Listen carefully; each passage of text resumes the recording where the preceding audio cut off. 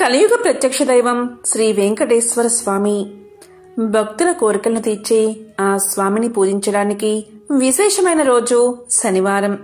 వెంకటేశ్వర స్వామికి సంబంధించిన ఈ కథలను విన్నా, చదివినా, చెప్పినా, వినిపించినా సకల శుభాలు కలుగుతాయి. జన్మల దోషాలు తొలగి కోటి జన్మల పుణ్యం వస్తుంది.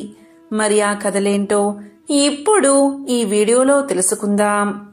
పూర్వకాలంలో తొండమాను చక్రవర్తి స్వామివారిని బంగారు తులసి దళాలతో పూజించేవాడు.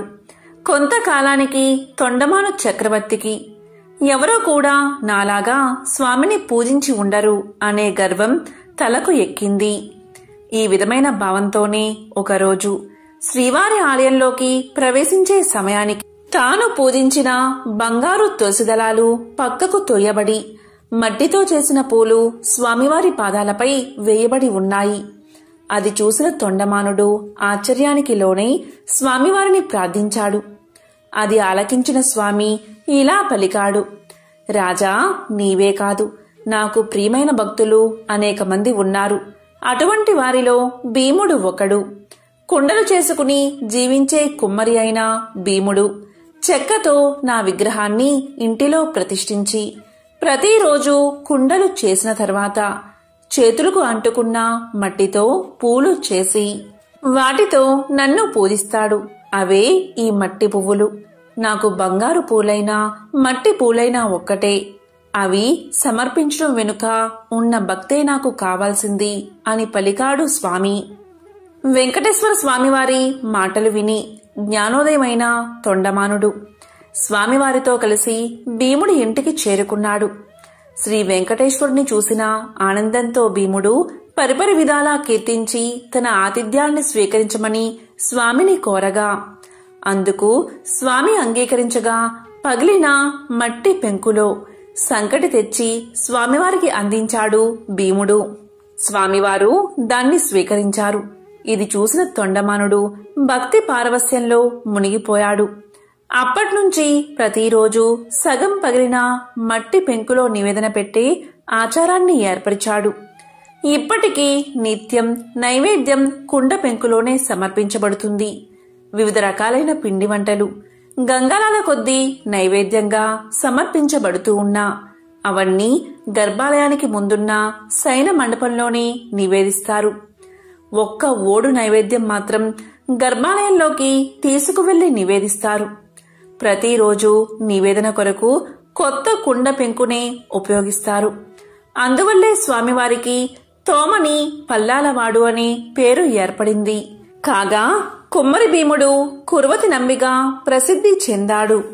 భక్తులు కోరిన కోరికలు నెరవేరుస్తూ ఎంతో ప్రసిద్ధి చెందిన వెంకటేశ్వర స్వామివారిని శ్రీహరి, ఏడుకొండలవాడు, వడ్డీ కాసులవాడు, గోవిందుడు అని పిలుస్తారు.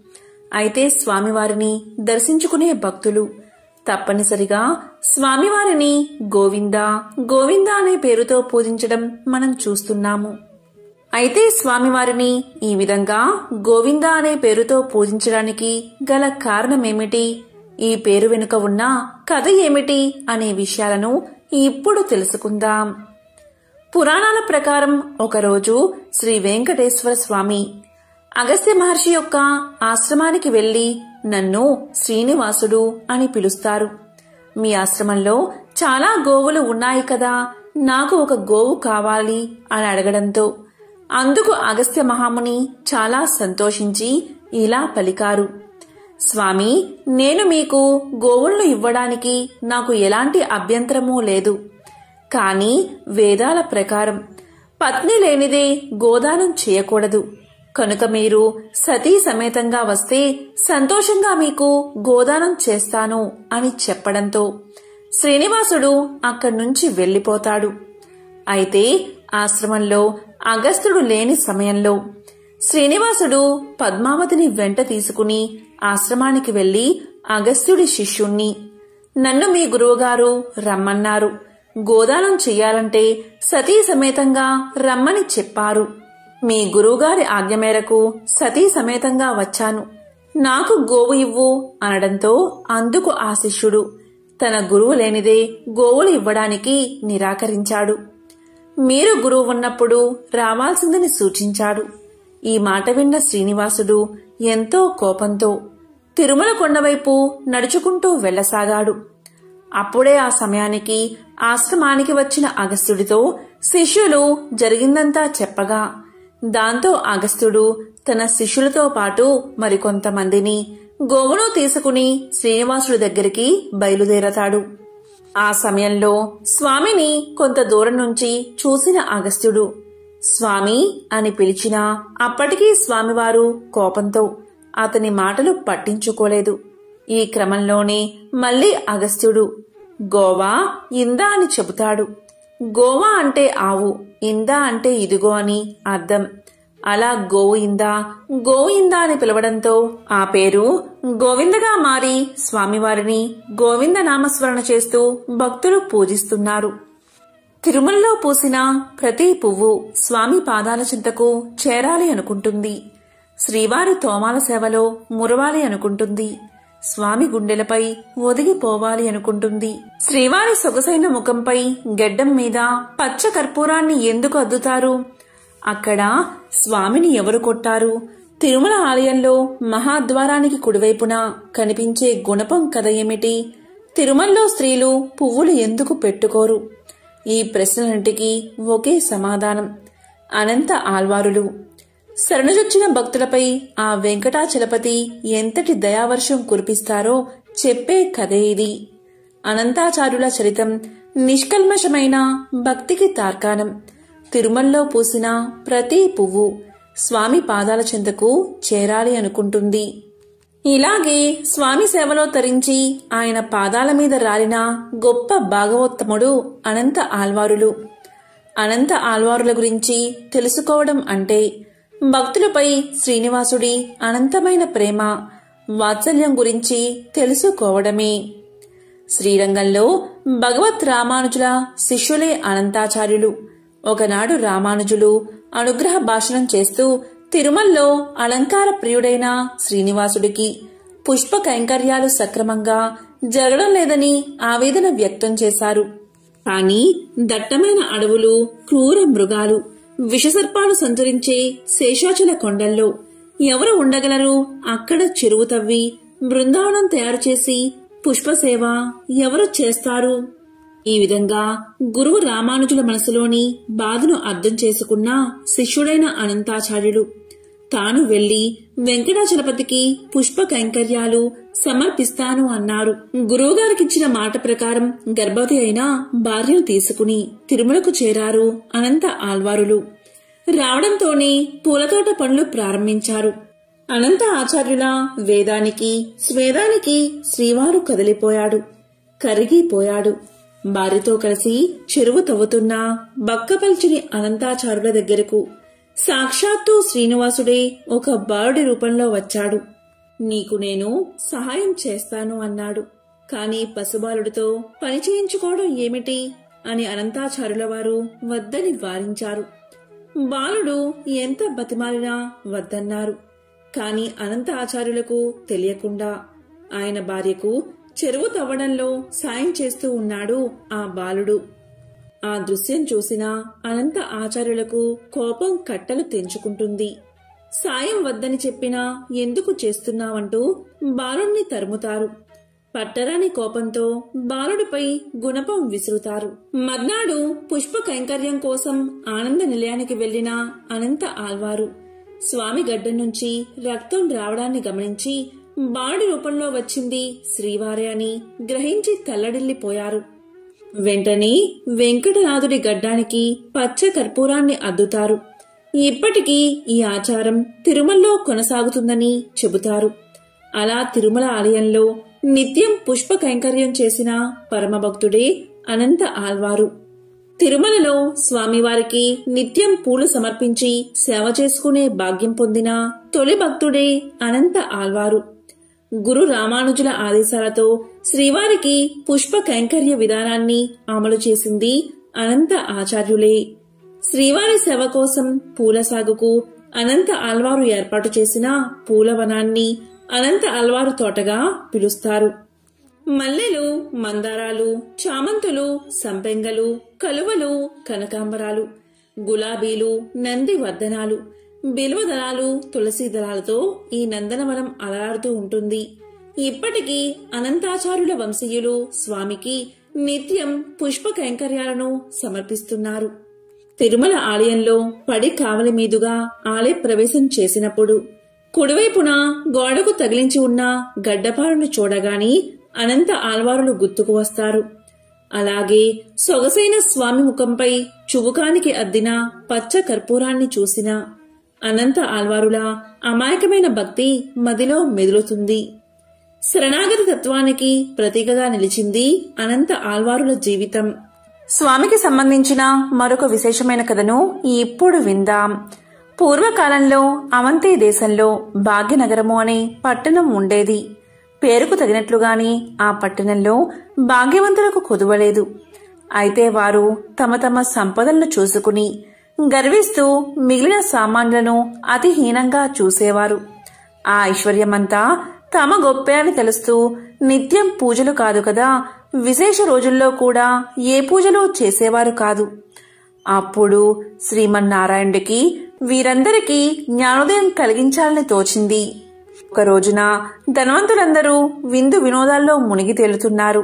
ఆ పట్టణ తూర్పు వీధిలో కల శ్రీ లక్ష్మీనారాయణ ఆలయంలో కనీసం దీపం వెలిగించే నాదుడు కూడా కరువయ్యాడు. ఆ రోజు తొలి ఏకాదశి, అత్యంత పర్వదినం. కాని ఆ పట్టణంలో ఒక్కరు కూడా ఆలయానికి పూజాధికాలు నిర్వర్తించాలని ఆలోచించలేదు. సాయంత్రం ఉన్నట్టుండి దట్టమైన మబ్బులు కమ్ముకున్నాయి. బ్రహ్మాండమైన కుంభవృష్టి.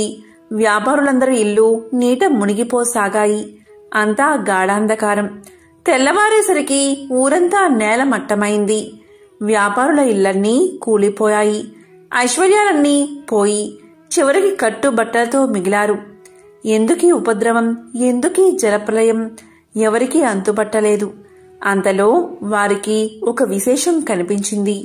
ఊరి చివరన ఉండే పూరిపాకలు చెక్కు చెదరకుండా ఉన్నాయి. వారికి ఆశ్చర్యం కలిగింది. ఎంత కుంభవృష్టిలోనూ ఈ పూరిపాకలు ఎలా ఉన్నాయి అని వారిలో వారు అనుకుంటూ ఉండగా ఇంతలో ఒక పెద్ద మెరుపు మెరిసింది. అప్పుడు ఆకాశవాణి ఇలా పలికింది, ఓ మూర్ఖులారా, మీ సంపదలన్నీ మీ గొప్పదనమని భావిస్తూ ఉండడం వల్లే ఇలా జరిగింది. ఆ పూరి గుడిసెలో నివసించే దేవయ్య నాకు ప్రియ భక్తుడు. అతి సామాన్యుడైన దేవయ్య ప్రతిరోజు మీ ఊరిలోని శ్రీ లక్ష్మీనారాయణ ఆలయంలో దీపం వెలిగిస్తున్నాడు. అంతేకాక ప్రతి ఏకాదశి నాడు తనకు వీలున్నంతలో శ్రీ వెంకటేశ్వర వ్రతకల్పాన్ని నిర్వర్తిస్తున్నాడు. ఆ వ్రత ఫలితంగాని తనతో పాటు ఆ గుడిసెలోని వారందరూ రక్షించబడ్డారు. మీరందరూ కూడా ఆ వ్రతం ఆచరిస్తే మీ ఐశ్వర్యాలను తిరిగి పొందగలరు అని వినిపించింది. వెంటనే వారందరూ ఆ ఆలయానికి వెళ్లి తక్షణమే అందరూ తలొక పనికి పూనుకుని శ్రీ వెంకటేశ్వర వ్రతకల్పాన్ని ఆచరించారు. ఆ వ్రత ఫలితంగా అందరి గృహాలు పూర్వరూపంలో కనిపించాయి. అది మొదలుగా ఆ వర్తకులందరూ శ్రీవారి భక్తులై ప్రతి ఏకాదశి నాడు శ్రీ వెంకటేశ్వర వ్రతకల్పాన్ని ఆచరిస్తూ బతికి ఉన్నంతకాలం సుఖ సౌభాగ్యాలతో ఉండి చివరికి ముక్తిని పొందారు అని శ్రీ వశిష్ఠుల వారు వివరించారు. కలియుగానికి చాలా పూర్వం సమస్త ఋషులు కలిసి కశ్యప మహర్షి నేతృత్వంలో సమాజ శ్రేయస్సు కోసం ఒక గొప్ప యాగాన్ని అంటే మహాయజ్ఞాన్ని చెయ్యాలని సంకల్పిస్తారు. ఇది మహాయజ్ఞం కావడంతో త్రిమూర్తులలో ఒకరిని ముఖ్య అతిథిగా ఆహ్వానించాలని ఋషులు భావిస్తారు. ఈ సమయంలో నారద మహర్షి తన ప్రయాణ సమయంలో భూమిపైకి వచ్చి ఋషులు చెయ్యబోయే మహాయజ్ఞం గురించి తెలుసుకుంటాడు. అప్పుడు నారదుడు ఇలా పలుకుతాడు, ఓ మహారుషులారా, ఈ యాగంతో మీరు ఎవరిని సంతోష పెట్టబోతున్నారు? మీరు పవిత్రమైన త్రిమూర్తులలో అత్యంత ఉన్నతమైన వ్యక్తిని సంతోష పెట్టబోతున్నారా? పవిత్ర త్రిమూర్తులలో ఎవరు పరమేశ్వరుడు అన్న ప్రశ్నకు ఋషులు అయోమయానికి లోనవుతారు. దీంతో వారు త్రిమూర్తులలో ఉన్నతమైన వ్యక్తిని యాగానికి ఆహ్వానించాలని తలపోస్తారు. లోక కళ్యాణం కోసం యజ్ఞం తలపెట్టిన మహర్షులు త్రిమూర్తులలో గొప్పవారెవరో నిర్ణయించమని భృగు మహర్షిని పంపుతారు. అరికాలిలో నేత్రం కారణంగా తనకు గల శక్తి పట్ల గర్వితుడై ఉన్న భృగు మహర్షి తొలుత సత్యలోకానికి చేరుకుంటాడు. అక్కడ సత్యలోకంలో వేదగానం చేస్తూ బ్రహ్మదేవుడు, ఆయన గాత్రానికి వీణానాదాన్ని అందిస్తూ సరస్వతీదేవి సంగీతంలో సంలీనులై ఉన్నారు. ఆలు మగలిద్దరూ ఒకే అనుభూతిలో లయించి ఉండగా ఆ అనునాదం అనంతమై విస్తరించింది. భృగువు రాక వారిని ఆటంకపరచలేదు. దాంతో వారు ఆయన రాకకి స్పందించలేదు. దీంతో కోపగించిన భృగువు బ్రహ్మకు భూలోకంలో ఆలయాలు ఉండవని శపిస్తాడు. ఇక అక్కడ్నుంచి కైలాసానికి వెళ్తాడు. కైలాసంలో శివ పార్వతులు నాట్యంలో లీనమై ఉన్నారు. ఆది దంపతులతో పాటు గణపతి, కుమారస్వామి సహితంగా నంది, భృంగి, రుద్ర గణాలు ఆ పారవస్యంలో ఉన్నారు. ఇక్కడ కూడా భృగు మహర్షికి స్వాగత సత్కారాలు లభించలేదు. పార్వతీ పరమేశ్వరులు తాళం తప్పకుండా చేస్తున్న నాట్యం సర్వ సృష్టికి శృతి లయలు అయ్యింది. అహంకారం లేకుండా ఉండి ఉంటే భృగు మహర్షి ఆదిదేవుడు నాట్యమాపి తన్ని పలకరించే వరకు సహజంగా భక్తిగా వేచి ఉండేవాడు. కాని భృగువుకి అదనపు శక్తి ఉంది. దాని తాలూకు అహంకారం కూడా ఉంది. కాబట్టి భక్తుడు భగవంతుడి కోసం వేచి ఉండం కాదు, భగవంతుడే భక్తుడి రాక కోసం మెలకువతో ఉండాలి అనుకున్నాడు. దాంతో ఆగ్రహాన్ని నిగ్రహించుకోలేక లింగాకృతికే తప్ప పరమేశ్వరుడి రూపానికి అచ్చెళ్లు ఉండరాదని శపించాడు భృగువు. అక్కడ్నుంచి వైకుంఠానికి చేరుకున్నాడు. అక్కడ లక్ష్మీనారాయణులు చదరంగ వినోదంలో తల మునకలై ఉన్నారు. సత్యలోకంలో బ్రహ్మ సరస్వతుల హృదయాలు సంగీత భరితమైతే కైలాసంలో శివ పార్వతుల తనువులు నాట్యగతిలో లయించి ఉన్నాయి. వైకుంఠంలో లక్ష్మీ విష్ణువుల మేధస్సు పరంగా చదరంగ క్రీడలో మునిగి ఉన్నారు. సృష్టి స్థితి లయకారులం కదా అని త్రిమూర్తుల్లో ఎవరూ ఇల్లాలితో గడపడానికి సమయం లేదు, సమయం లేకుండా ఉన్నాం అనలేదు, అనుకోలేదు. క్రీడా వినోదంలో మునిగి ఉన్న శ్రీహరి శ్రీదేవులను చూశాడు భృగువు. అప్పటికే ఆగ్రహం హద్దులు దాటి ఉంది. కాలెత్తి మహావిష్ణువు వక్షస్థలంపై ఒక్క తన్ను తన్నాడు. గుండెలపై తన్నిన బిడ్డని చూసిన తండ్రిలా శాంతంగా చిరునవ్వు నవ్వాడు శ్రీహరి. భృగువుని బుజ్జగిస్తూ అతిథి సత్కారాలతో ఆజ్ఞపాద్యాలు సమర్పిస్తూ భృగువు అరికాలిలోని నేత్రాన్ని చిదిమేశాడు. అప్పటికి కాని భృగు మహర్షికి తలకెక్కిన అహంకారం మహమ్మారి దిగిపోలేదు. చేసిన తప్పిదాలు తెలిసి రాలేదు. పోగొట్టుకున్న తపశ్శక్తి నష్టం అర్థం కాలేదు. దాంతో దిమ్మ తిరిగి వాస్తవంలోకి వచ్చి పడ్డాడు భృగువు. దుఃఖిస్తూ శ్రీహరి పాదాలపై పడ్డాడు. ఆ పైన పశ్చాత్తాపంతో తపోవనానికి తరలిపోయాడు. అతన్ని ఆశీర్వదించి తిరిగి చూసిన శ్రీహరికి ఎదురుగా శోకమూర్తి అయి శ్రీలక్ష్మి నిలిచి ఉంది. తన నివాస స్థానమైన మహావిష్ణువు వక్షస్థలంపై తన్నిన భృగువుని విష్ణువు శిక్షించకుండా సమాదరించి పంపినందుకు ఆ తల్లి అవమానం చెందింది. అనునయించబోయిన శ్రీమన్నారాయణుడికి శ్రీదేవి శోకాశ్రువులే సమాధానం చెప్పాయి. బాధాతప్తమై ఆ ఇల్లాలు కన్నీటితో భర్తని విడిచిపోయింది. సిరి తనతో ఉన్నప్పుడు సర్వ సంపదలతో వైభవమూర్తే విలసిల్లిన శ్రీమన్నారాయణుడు సిరిదేవి విడిచి వెళ్లడంతో దరిద్ర నారాయణుడై అడవులు పట్టిపోయాడు. గుక్కెడు పాలకి పుట్టలో ఉండి పొదుగు వదిలిన గోమాత పుణ్యాన కడుపు నింపుకున్నాడు. దేశ దిమ్మరిలా తిరుగుతూ వకులమాలని చేరినప్పుడు సైతం ఎవరు నాయనా నీవు అంటే ఏ పేరుని చెప్పను, ఏ పేరుతో పిలిచినా పలుకుతాను, ఏ ఊరని చెప్పను, అన్ని ఊళ్ళు నావే, సిరి నుండే తల్లి ఇప్పుడు తొలగిపోయింది అంటాడు. ఆ తల్లి జాలిపడుతూ అంతే నాయనా లోకరీతి, భాగ్యమున్నంతకాలం అందరూ గౌరవిస్తారు, కలిమి కోల్పోయిన నాడు అన్నీ కోల్పోయినట్టే అంటూ కన్నబిడ్డను ఆదరించినట్లు ఆదరిస్తుంది. ఆశ్రమవాసి అయి వరహమూర్తి అనుమతి పొంది ఆశ్రితుడై జీవిస్తూ ఆకాశరాజ పుత్రి పద్మావతిని పరిణమాడాలి అనుకుంటే పైసలేవి, పెళ్లి చేసుకునేందుకు వడ్డీకి అప్పు తీసుకోవాల్సి వచ్చింది. ఒకప్పుడు సిరి సంపదలకి నెలవైనవాడు. కలకంట కంట కన్నీరొలికితే అదే పరిస్థితి. శ్రీ వెంకటేశ్వర స్వామికి సంబంధించిన ఒక విశేషమైన కథను ఇప్పుడు విందాం. పూర్వకాలంలో మగధ సామ్రాజ్యంలో విష్ణుచిత్తుడు అని శ్రీవారి ప్రియభక్తుడు ఉండేవాడు. అతనికి 9 మంది స్త్రీ సంతానం కలిగారు. ఎంతో పాండిత్యం ఉన్న మిక్కిలి పేదరికంతో బాధపడుతున్నాడు విష్ణుచిత్తుడు. విష్ణుచిత్తుని భార్య తారామతి. ఎల్లప్పుడూ ఆమె శ్రీమన్నారాయణ్ణి ప్రార్థిస్తూ ఉండేది. అప్పుడప్పుడు వివాహాది శుభకార్యాల పౌరోహిత్య కార్యక్రమంలో దక్షిణగా వచ్చే కొద్ది సొమ్ముతో ఎంతో కష్టాలు పడుతూ కాపురం సాగిస్తున్నారు ఆ దంపతులు. కుమార్తెలకు యుక్త వయసు వచ్చింది. తారామతికి ఎప్పుడూ వీరి వివాహం ఎలా జరిపించాలా అనే చింతగా ఉండేది. ఆ శ్రీనివాసుణ్ణి ప్రార్థిస్తూ కాలం గడుపుతూ ఉండేది తారామతి. ఓ శ్రీనివాస భక్తులారా, ఆశ్రిత జనరక్షకుడైన శ్రీ వెంకటేశ్వర స్వామివారికి తన భక్తులన్నా అపార ప్రేమ అని మనందరికీ తెలిసిందే కదా. ఇలా ఉండగా ఒకరోజు ఉదయం ఒక వృద్ధ బ్రాహ్మణుడు విష్ణుచిత్తుని ఇంటి తలుపు తట్టాడు. అయ్యా, నేను వంగదేశపు వాసిని. ఒక యజ్ఞం నిమిత్తం వెళుతూ దారి మధ్యలో ఈ దేశానికి చేరుకున్నాను.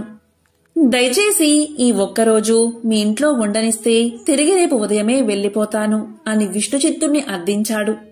అందుకు విష్ణుచిత్తులు ఇలా పలికాడు. స్వామి, అంతకు మించిన అదృష్టం మాకేముంటుంది? అతిథి సాక్షాత్తు శ్రీమన్నారాయణుడితో సమానమని మన పురాణాలు ఘోషిస్తున్నాయి కదా.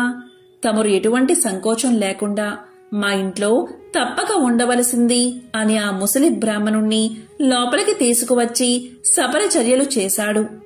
ఆ రోజు మధ్యాహ్నం భోజనం చేసిన తర్వాత ఆ వృద్ధ బ్రాహ్మణుడు తారామతితో ఇలా అంటాడు. ఏమమ్మా, దిగాలుగా ఉన్నావు? ఏమిటి నీ బాధ?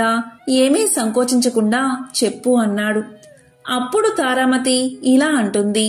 స్వామి, తమరు మహా తపస్సంపన్నులు. తేజస్సులో సాక్షాత్తు ఆ వైకుంఠవాసుని మాదిరిగా ఉన్నారు. మీ వద్ద దాచేదేముంది? నా మనోవ్యదంతా నా పుత్రికల వివాహం గురించే అని విన్నవించుకుంది. అంతటా ఆ విప్రోత్తముడు చిరునవ్వు నవ్వి ఇలా అన్నాడు. తల్లి, నీ బాధ నేను గ్రహించాను. నీ కష్టాలన్నీ తొలగిపోయి కుమార్తెలకు శుభప్రదంగా వివాహం అవ్వడానికి ఒక అద్భుత వ్రతాన్ని నీకు తెలియచేస్తాను. ఆ వ్రతాన్ని ఆచరిస్తే మీ కష్టాలు పటాపంచలైపోతాయి.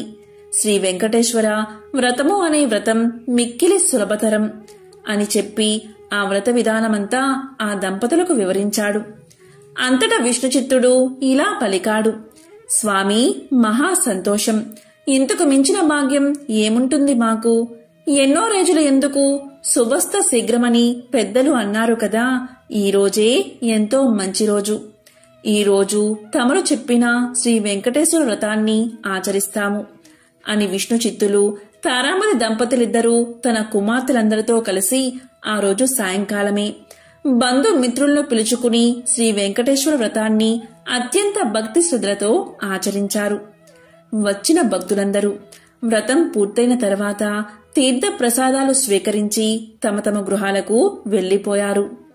అప్పుడు విష్ణుచిత్తులవారు భార్యా సమేతంగా ఆ బ్రాహ్మణోత్తముడికి పాద నమస్కారం చేసి తమ దంపతులను ఆశీర్వదించవలసిందిగా వేడుకున్నారు. అప్పుడా బ్రాహ్మణోత్తముడు వ్రత తీర్థ ప్రసాదాలు తాను స్వీకరించి మనోభీష్టా సిద్ధిరస్తు, శ్రీ లక్ష్మీ శ్రీనివాస కటాక్ష సిద్ధిరస్తు అని ఆశీర్వదించాడు. ఇంతలో చీకటిపడి నిద్రా సమయం అయింది. అంతటా విష్ణుచిత్తుడు ఆ బ్రాహ్మణుడికి ఒక చిరిగిన దుప్పటిని ఇచ్చి కన్నీళ్ల పర్యంతంగా ఇలా పలికాడు. స్వామి, కడుపేదనైనా నా వద్ద ఇంతకు మించి మంచి దుప్పటి లేదు. ఈ రాత్రికి నన్ను క్షమించి దీని యందే పడుకోండి అని వేడుకున్నాడు. అందుకు ఆ బ్రాహ్మణుడు చిరునవ్వు నవ్వి ఇలా అన్నాడు. విష్ణుచిత్త, ఏమీ బాధపడకు. నేను బయట వసారాలో పడుకుంటాను అని చెప్తాడు.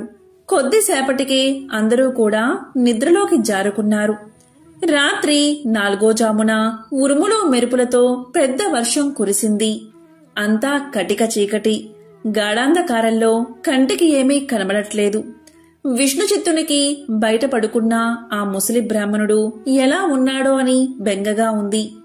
కాని ఈ గాఢాంధకారంలో ఏమీ కనిపించక ఎప్పుడెప్పుడు తెల్లవారుతుందా అని ఆ రాత్రి గడిపాడు విష్ణుచిత్తుడు. ఆ కుటుంబమంతా. ఇంతలో తెల్లారింది. వాన తేలిక పడింది. బయట బ్రాహ్మణుడు ఏమయ్యాడో, ఎంత బాధపడ్డాడో అనుకుంటూ బయటకు వచ్చిన ఆ దంపతులకు అద్భుత దృశ్యం కనిపించింది. అక్కడ విప్రోత్తముడు లేడు. చిరిగిన దుప్పటి స్థానంలో పట్టు పీతాంబరం ఉంది. ఆ పీతాంబరంపై శ్రీ వెంకటేశ్వర స్వామివారి విగ్రహం చిరునవ్వుతో కనిపించింది. జరిగినదంతా ఆ దంపతులకు అర్థమైంది. వారి ఆనందానికి అవధులు లేవు. వచ్చింది సాక్షాత్తు ఆ శ్రీమన్నారాయణుడే. ఆహా, ఏమి మన భాగ్యము! కాని ఆ స్వామివారిని గ్రహించలేకపోయామే. చివరికి చినిగిన దుప్పటి ఇచ్చామే అని తలుస్తూ శ్రీ స్వామివారి విగ్రహాన్ని కళ్లకు అద్దుకుని ఇంట్లోకి వచ్చారు. ఇల్లంతా స్వర్ణమయంగా కనిపించింది. అంతటా ధనరాశులే. ఆహా, శ్రీ వెంకటేశ్వర స్వామివారి వ్రతకల్ప మహత్యం వల్ల కదా ఇదంతా జరిగింది అని ఆ స్వామిని అనేక విధాలా స్తుతించారు. చూసారా, సాక్షాత్తు శ్రీ స్వామివారే ఆ భక్తుడి ఇంటికి అతిథి రూపంలో వచ్చి వ్రత విధానం చెప్పడమే కాకుండా తీర్థ ప్రసాదాలు కూడా తానే స్వయంగా స్వీకరించాడు. శ్రీ స్వామివారు అంతటి కరుణామయుడు. ఎవరైతే భక్తి శ్రద్ధలతో ఈ వ్రతాన్ని ఆచరిస్తారో వారింటికి తానే స్వయంగా ఏదో రూపంలో తప్పక వస్తాడు. పూర్వకాలంలో నగరి అనే గ్రామంలో ధనగుప్తుడు అనే ఒక వ్యాపారి ఉండేవాడు. అతను పరమ లోభి. ఎంత ధనాన్ని సంపాదించినా అతని లోభితనానికి అంతులేకుండా పోయేది. ఈ ఐశ్వర్యమంతా తన గొప్పే అని భ్రమలో కొట్టుమిట్టాడుతూ ఉండేవాడు. ఎంతటి వారినైనా ఈ అహంకారమే కదా పాతాళానికి అణగదొక్కేది. ధనగుప్తుడి భార్య కాంతిమతి. ఆమె ఎంతో భక్తి కలిగి ఉండేది. వారికి 3 కుమార్తెలు. చివరి కూతురైన కుమారికి దైవభక్తి ఎక్కువగా ఉండేది. ఎల్లప్పుడూ ఆ శ్రీనివాసుణ్ణి తలుస్తూ ఉండేది. తండ్రికి తెలియకుండా వీలు ఉన్నప్పుడల్లా శ్రీ వెంకటేశ్వర స్వామివారి ఆలయానికి వెళ్లి స్వామిని దర్శించుకుని వస్తూ ఉండేది చిన్న కూతురైన కుమారి. ఆమె ఆలయానికి వెళ్లినప్పుడల్లా అక్కడ ఇచ్చిన ప్రసాదాన్ని ఇంటికి వచ్చి అందరికీ ఇచ్చిన తండ్రి మాత్రం ఎప్పుడూ తీసుకునేవాడు కాదు. భర్త ప్రవర్తనకు కాంతిమతి ఎంతగానో బాధపడేది. ఒకరోజు కుమారి తన స్నేహితురాలి ఇంట శ్రీ వెంకటేశ్వర స్వామివారి వ్రతం జరుగుతుంది అని తెలుసుకుని వెళ్ళాలి అని అక్కడికి వెళ్తుంది. వ్రతం పూర్తయ్యేసరికి మిట్ట మధ్యాహ్నమయ్యింది. ప్రసాదాన్ని తాను స్వీకరించి కొంచెం పొట్లంగా కట్టుకుని ఇంటికి బయలుదేరింది కుమారి. మార్గమధ్యలోకి వచ్చేసరికి ఎండ తీవ్రత ఎక్కువైంది. ఎక్కడైనా కొంచెం దాహం తీర్చుకుందామని కుమారి అనుకోగానే ఆ పక్క వీధిలోనే తన తండ్రి అంగడి ఉందని కుమారికి గుర్తొచ్చింది. వెంటనే అంగడికి వెళ్లి వ్రతం గురించి తండ్రికి చెప్పకుండా నీళ్లు అడిగి తాకింది. తండ్రి కోపగించుకుంటాడు అనే భయంతో కంగారుగా దాహం తీర్చుకుని వడివడిగా ఇంటిదారి పట్టింది కుమారి. ఈ హడావిడిలో కుమారి ప్రసాదం పొట్లం దుకాణంలోనే మర్చిపోయి ఇంటికి వెళ్లిపోయింది. ఇంతలో ఆ బజారులో ఒక్కసారిగా అలజడి మొదలైంది. ప్రజలందరూ హాహాకారాలు చేస్తూ గగ్గోలు పెడుతున్నారు. పెద్ద అగ్ని ప్రమాదం సంభవించి ఆ వీధిలోని దుకాణాలన్నీ అగ్నిదేవుడి ప్రతాపానికి ఆహుతి అవ్వడం మొదలుపెట్టాయి. అసలే మెట్ట మధ్యాహ్నం. దానికి తోడు తీవ్రమైన వడగాలి. శరీరం భయంతో కంపించిపోయింది వ్యాపారికి. ఇంకొద్ది క్షణాల్లో తన దుకాణం కూడా బూడిద కావాల్సిందే. ఈ ఆలోచనతో అతని చేతులు వణికిపోతున్నాయి. దుకాణం నుంచి అందరూ బయటకు పరుగులు తీశారు. కాని వ్యాపారి మాత్రం అలాగే ఉండిపోయాడు. దుకాణాన్ని విడిచిపోబుద్ధి కావడం లేదు. అక్కడే ఉంటే తాను కూడా మాడి మసైపోగలడు. ఈ కంగారుతో చేతికి ఏదో పొట్లం తగలగానే ఏ ఆలోచన లేకుండా తీసి నోట్లో వేసుకున్నాడు. అది తీయగా అనిపించింది. అంతేకాదు వ్యాపారి మనసు కొంచెం స్థిమితపడింది, ప్రశాంతంగా అనిపించింది. అప్పుడే ఒక అద్భుతమైన సంఘటన జరిగింది. మంటలన్నీ ధనగుప్తుడి దుకాణం వద్దకు వచ్చి ఆగిపోయాయి. ఒక్క నిప్పురవ్వ కూడా ధనగుప్తుడి దుకాణాన్ని తాకలేదు. ఏమిటి విచిత్రం, ఏమిటి మాయ? ధనగుప్తుడికి నోట మాట రావడం లేదు. ఇంతలో ఈ వీధిలో అగ్ని ప్రమాదం జరిగిందని తెలిసి ధనగుప్తుడి భార్య కాంతిమతి కుమార్తెలతో సహా భయ ఆందోళనతో ఆ శ్రీనివాసుణ్ణి ప్రార్థిస్తూ అక్కడికి వచ్చింది. దుకాణం వరకు వచ్చిన మంటలు పక్కనే ఉన్న అంగడి వద్దే ఆగిపోవడం చూసి వారందరూ సంభ్రమాశ్చర్యాలకు లోనయ్యారు. అప్పుడు కుమార్తెకు తాను దుకాణంలో మర్చిపోయిన పొట్లం గుర్తుకు వచ్చింది. ధనగుప్తుడు అంతకుముందు తిన్నది అదే పదార్థంగా గ్రహించాడు. అప్పుడు చిన్న కూతురు ఇలా చెప్పడం ప్రారంభించింది. ధనగుప్తుడు తిన్నది వెంకటేశ్వర స్వామివారి యొక్క ప్రసాదమని, వ్రతంలో పాల్గొనడం గురించి అంతా వివరించి చెప్పింది. తాను స్వీకరించిన ఆ ప్రసాదం అగ్ని ప్రమాదం నుండి రక్షించింది అని ధనగుప్తుడు గ్రహించాడు. శ్రీవారిని క్షమించమని చెంపలు వేసుకున్నాడు. ఆ రోజు సాయంకాలమే ఊరి వారందరినీ పిలిచి శ్రీ వెంకటేశ్వర స్వామి వ్రతకల్పాన్ని భక్తి శ్రద్ధలతో ఆచరించాడు. పూర్తిగా స్వామివారి సేవకే తన శేష జీవితాన్ని వెచ్చించి ముక్తిని పొందాడు. కేవలం ప్రసాదాన్ని స్వీకరించినంత మాత్రం చేతనే ఎంత ఆపద నుంచి బయటపడ్డాడో మీరు చూశారు కదా. ఈ వెంకటేశ్వర స్వామి వ్రతమహత్యం అంతటి అద్భుతమైనది. వీలున్నప్పుడల్లా ఈ వ్రతాన్ని ఆచరించి ఆ శ్రీనివాసుడి కృపకు పాత్రులు అవ్వండి అని భరద్వాజుల వారు దీనిని అనుగ్రహించారు. పూర్వకాలంలో కౌమార దేశంలో మిత్రుడు అనే చాకలి ఉండేవాడు. అతను తన కులవృత్తిని నిర్వహిస్తూ వీలున్నంతలో దాన ధర్మాలు చేస్తూ ధర్మపరంగా జీవితాన్ని గడిపేవాడు. కాని అతని దిగులంతా అతనికున్న అవిటితనమే. కాలు అవటిది కావడం వల్ల ఉతికిన బట్టలను మూటలు కట్టి ఇంటింటికి తిరిగి ఇవ్వడం చాలా కష్టంగా ఉండేది అతనికి. దానికి తోడు గంపెడు సంసారం. కష్టపడకపోతే పూట గడవదు. ఎల్లప్పుడూ ఆ చాకలివాడు శ్రీనివాసుణ్ణి ప్రార్థిస్తూ ఉండేవాడు. ఏదో ఒక రోజున ఆ స్వామి తన్ని కరుణించకుండా పోతాడా అనే నమ్మకంతో జీవితం గడిపేవాడు. భక్త సులభుడైన ఆ శ్రీమన్నారాయణుడు ఇదంతా గమనిస్తూనే ఉన్నాడు. ఎవరికైనా వారి పూర్వజన్మ కర్మ నివృత్తి అయ్యే సమయానికి శ్రీనివాసుడే ఏదో ఒక రూపంలో వచ్చి తన భక్తులను తప్పకుండా ఆదుకుంటాడు. ఒకరోజు సాయంకాలం ఎప్పటిలాగే మిత్రుడు చాకిరేవి నుండి బట్టల మూటతో తిరిగి వస్తున్నాడు. మార్గమధ్యలో అతనికి ఒక ముసలి బ్రాహ్మణుడు కనిపించాడు. సహజంగానే భక్తి శ్రద్ధలు కలవాడు అవడం వల్ల మిత్రుడు భుజం మీద మూటను కిందకు పెట్టి ఆ బ్రాహ్మణుడికి నమస్కారం చేశాడు.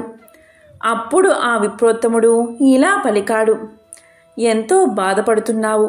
నీ బాధ చూడ్డానికే నాకు చాలా కష్టంగా ఉంది. నువ్వెంత కష్టపడుతున్నావో కదా అని అడిగాడు. అప్పుడు మిత్రుడు ఇలా అన్నాడు, స్వామి, మీరు ఎవరో కాని మహానుభావుల్లాగా ఉన్నారు. నాది గంపెడు సంసారం. ఆ సంసార భారం చేత నాకు ఈ పని చేయడం తప్పడం లేదు. ఈ అవటితనం పోయే మార్గం ఏదైనా ఉంటే సెలవు ఇవ్వండి అని విన్నవించుకున్నాడు. అప్పుడు ఆ ముసలి బ్రాహ్మణుడు ఇలా చెప్పాడు, నాయనా, తప్పకుండా చెబుతాను. సావధానంగా విను. నీ అవటితనం పోవడమే కాకుండా నీకు అష్ట ఐశ్వర్యాలు కలిగే వ్రతం ఒకటి ఉంది. దాన్ని ఆచరించిన మరుక్షణమే నీకు 1000 వరహాలు లభిస్తాయి. అయితే ఒక్క షరతు, అందులో సగం నాకు సమర్పించాలి. రేపు మళ్ళీ ఇదే సమయానికి ఇక్కడికి వస్తాను అని చెప్పాడు ఆ బ్రాహ్మణుడు. అప్పుడు చాకలివాడు ఇలా పలికాడు, స్వామి, ఇంతకు మించిన మహాభాగ్యం ఏముంటుంది? ఆ వ్రతమేదో ఏ రోజు ఆచరించాలో సెలవియ్యండి అని ప్రార్థించగా బ్రాహ్మణుడు శ్రీ వెంకటేశ్వర వ్రతకల్పాన్ని వివరంగా చెప్పాడు. అప్పుడు మిత్రుడు రెట్టించిన ఉత్సాహంతో ఇంటికి వచ్చి ఈ విషయం గురించి భార్యకు చెప్పి ఇరుగు పొరుగుల వారిని ఆహ్వానించి వెంకటేశ్వర స్వామి వ్రతాన్ని ఆచరించి తీర్థ ప్రసాదాలు తాను స్వీకరించి వచ్చిన వారందరికీ పెట్టాడు. ఇంతలో ఇంటి బయట ఏదో కోలాహలం వినబడింది. మిత్రుడి కుమారుడు ఇంటి బయట నుంచి పరుగు పరుగున వచ్చి, నానా, రాజుగారి భటులు మీకోసం వచ్చారు. రాజుగారు మీకు కట్న కానుకలు పంపించారట అని పలికాడు. వెంటనే రాజభటులు వచ్చి మిత్రుడితో ఇలా అన్నారు, రాజుగారి ఆస్థానంలో నిన్ను చాకలిగా నియమించారు అని చెప్పి 1000 వరహాలు బహుమానంగా ఇచ్చారు. 1000 వరహాల మూట పెట్టి 1 వారం లోపల వచ్చి రాజుగారి కొలువులో చేరవలసింది అని తెలియచేశారు. మిత్రుడి ఆనందానికి అవధులు లేవు. వారం దాకా ఎందుకు, రేపే వెళ్తాను అని మూటాముళ్ళు సర్దుకుని మరుసటి రోజు తెల్లవారుజామునే ప్రయాణం కట్టాడు. ఆ ఆనందంలో ఆ ముసలి బ్రాహ్మడి సంగతే మర్చిపోయాడు.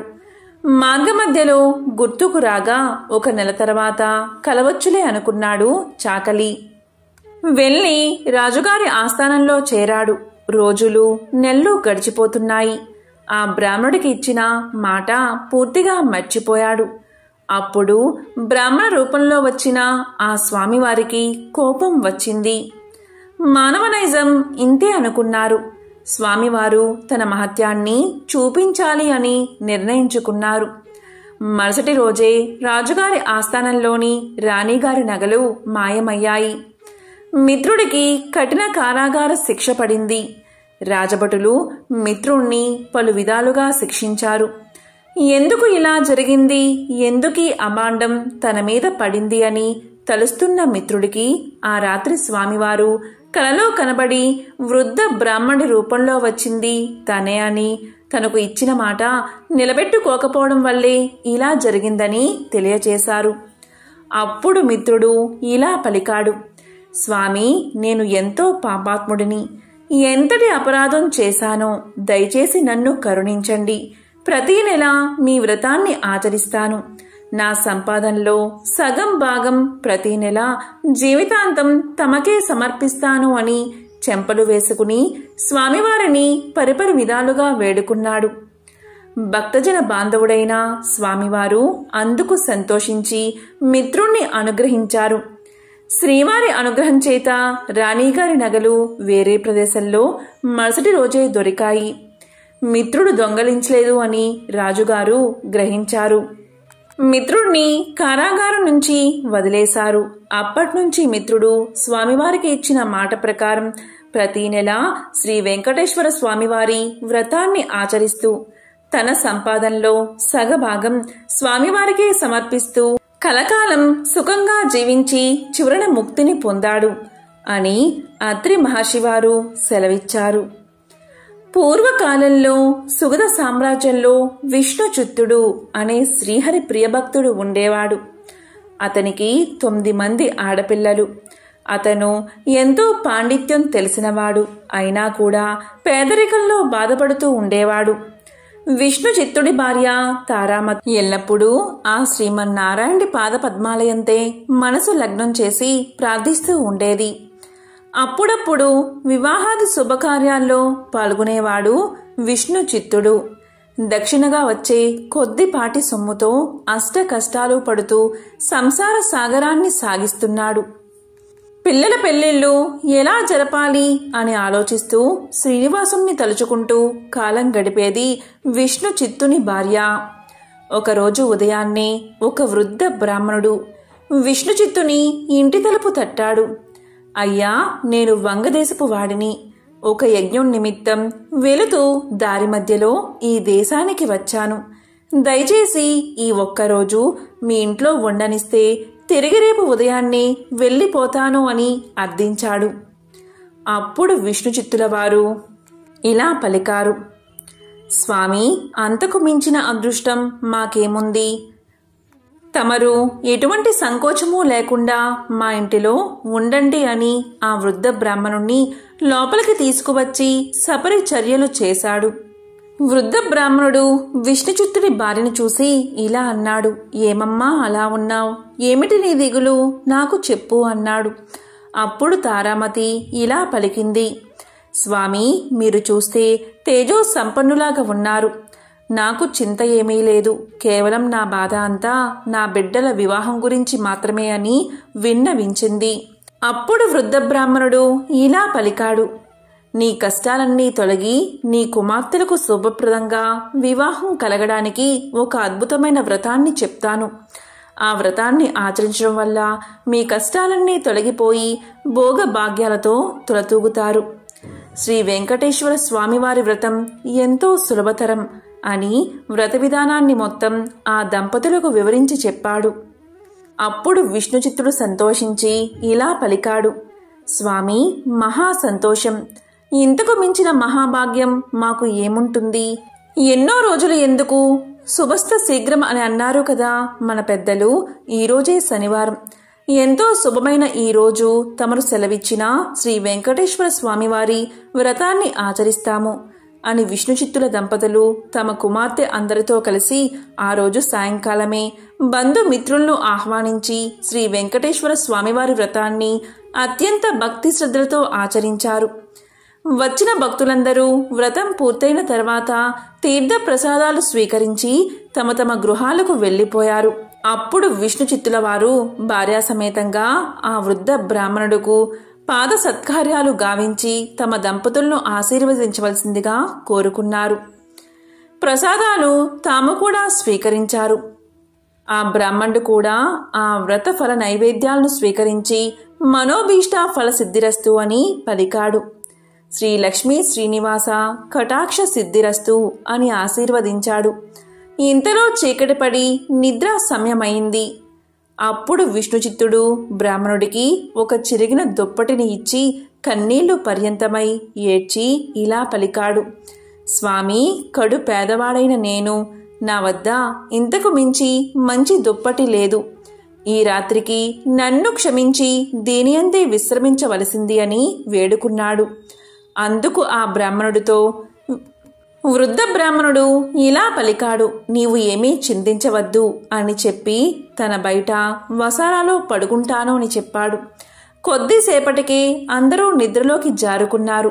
రాత్రి 4వ జామున ఉరుములు మెరుపులతో పెద్ద వర్షం మొదలయింది. ఎటు చూసినా కటిక చీకటి, గాఢాంధకారంలో కంటికి ఏమీ కనిపించలేదు. ఆ ముసలి బ్రాహ్మణుడు ఎలా ఉన్నాడో అని బెంగగా ఉంది. కానీ ఈ గాఢాంధకారంలో ఏమీ కనిపించకపోగా ఎప్పుడు తెల్లవారుతుందా అని ఆ రాత్రి ఆ దంపతులు ఎలాగో గడిపారు. ఇంతలో తెల్లవారింది. వాన తేలిక పడింది. బయట బ్రాహ్మణుడు ఏమయ్యాడు అని బయటకు వచ్చిన ఆ దంపతులకు ఒక అద్భుత దృశ్యం కనిపించింది. అక్కడ చిరిగిన దుప్పటి లేదు. చిరిగిన దుప్పటి స్థానంలో పట్టు పీతాంబరం ఉంది. శ్రీ వెంకటేశ్వర స్వామివారి విగ్రహం చిరునవ్వుతో కనిపించింది. జరిగిందంతా ఆ దంపతులకు అర్థమైంది. వారి ఆనందానికి అవధులు లేవు.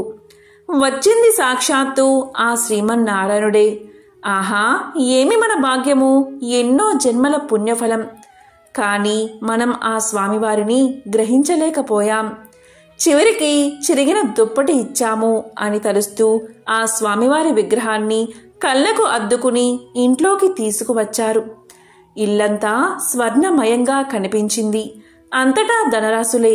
ఆహా, శ్రీ వెంకటేశ్వర స్వామివారి వ్రతకల్ప మహత్యం వల్లే ఇదంతా కదా అని ఆ స్వామిని అనేక విధాలుగా స్తుతించారు.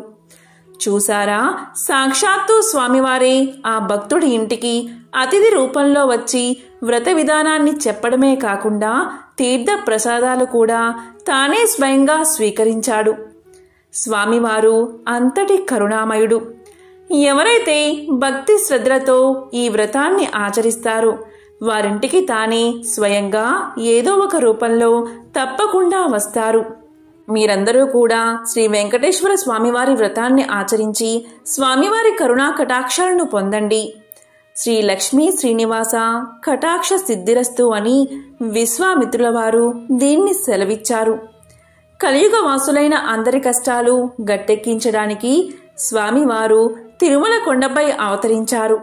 ఆ స్వామివారిని ప్రసన్నం చేసుకోవడానికి ఈ వ్రతం మిక్కిలి సులభతరం. ఈ వ్రతాన్ని భక్తి శ్రద్ధలతో ఆచరించేవారు సకల సౌభాగ్యాలను పొందుతారు. ఎంతో పవిత్రమైన విశేషమైన ఈ కథను ఈరోజు విన్నా, చదివినా, చెప్పినా, వినిపించినా సకల శుభాలు కలుగుతాయి. ఆ శ్రీనివాసుడి అనుగ్రహం తప్పకుండా మీకు కలుగుతుంది. ఓం నమో వెంకటేశాయ. ఓం నమో నారాయణాయ.